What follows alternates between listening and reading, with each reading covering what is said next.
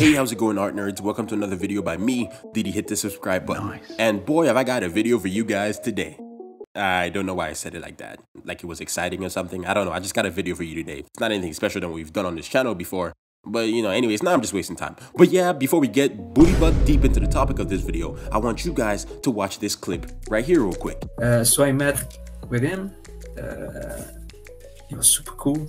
He was not aware that he was like the god of manga. I keep on telling him, I love you, right? Okay.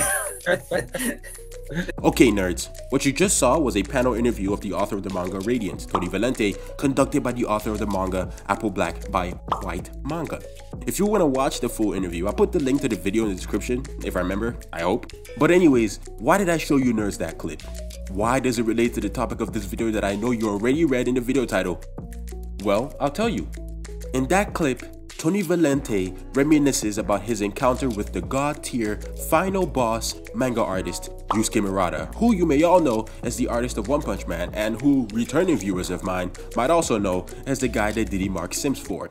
Pause. But point is, when Tony said he met Yusuke Murata and tried to tell him he was the GOAT, like, you know, like the literal best in the world, my man said, nah. My man said, he said, stop it. Bruh. But there, right there, case in point, that's what I'm going to be talking about today in this video. It's imposter syndrome. And as we've just seen by that clip, is something that every artist, including the literal best in the world, f your opinions if you think otherwise, goes through. Let's get into it. Imposter syndrome. What is it? Well, according to the Oxford Dictionary, it is defined as the persistent inability to believe that one's success is deserved or has been legitimately achieved as a result of one's own effort or skills. So essentially, to put it in simpler terms, imposter syndrome for an artist is when an artist doubts their accomplishments and fears that they do not belong and fears that they'll be outed as an underqualified and/or fraudulent artist. And as I just said that description, those of you watching this video who are artists that weren't aware of that term, I know y'all's jaws just dropped on the floor because I just accurately described what you go through. Well, guess what, buddy? So do the rest of us. Symptoms of someone with imposter syndrome include anxiety, depression, fear of being exposed, low self-esteem, fear of success, and even an avid addiction to anime thought. Oh wait, that's not a symptom? Is just me? Oh, okay then. Imposter syndrome can actually be caused by a myriad of things that I don't feel like getting into today, but I will say social media is one of them. The constant validation and approval you get from these platforms can cause you to doubt whether or not you deserve it, especially if you know someone you think might be better than you and they don't have as much numbers as you. But yeah, like I said, I won't go into the causes of imposter syndrome, but I will talk about why imposter syndrome might not be so bad and how you, as an artist, can live your life and carry on in your career without it controlling you mentally and physically. First off, I would like to say, all artists I have met have imposter syndrome, whether you paint pictures, sculpt statues, or color anime thighs, but essentially, I have never met one single artist in my life that hasn't experienced imposter syndrome. Now, I'm not saying imposter syndrome is healthy, I don't know if it is, and at this point in my life, I don't necessarily think it is, but what I do know is that it's normal. You are not the only one going through it.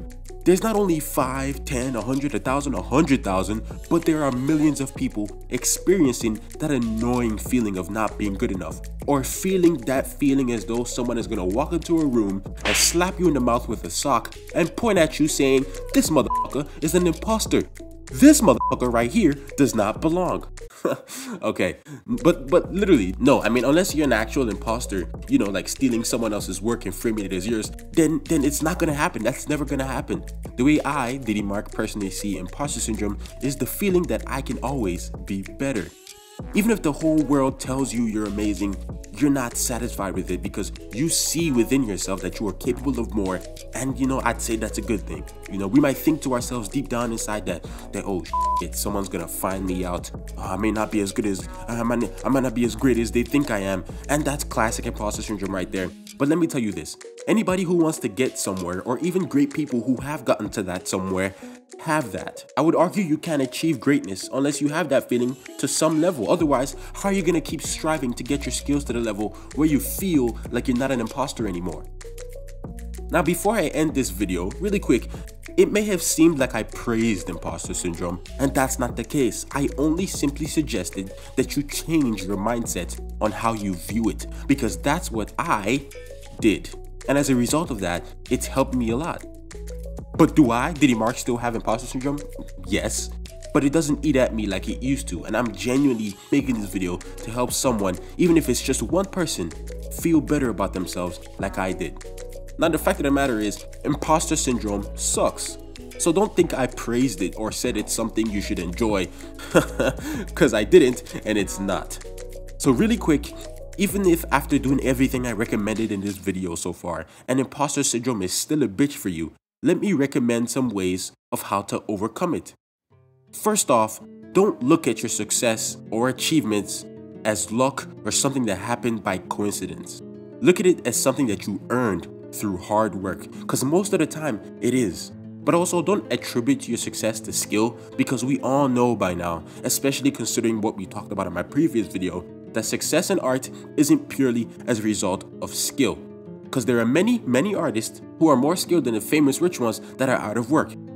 And lastly, do a reality check. The fact of the matter is that if you're successful, if you have a large following, if you make a good amount of money, and if you're loved by others for doing what you do, then you've earned it. Because there are a multitude of people doing what you do and don't have any of the things. Yeah, so there you go. Thank you all for watching this video. If you enjoyed it, make sure to like and don't forget to subscribe. Please hit the subscribe button. It takes you a few seconds, but it helps me out a bunch. But yeah, share this video with someone if you feel like it, and don't forget to leave a comment, because I respond to any and all comments. Till next time, art nerds, have a day as sexy as yourselves. Deuces.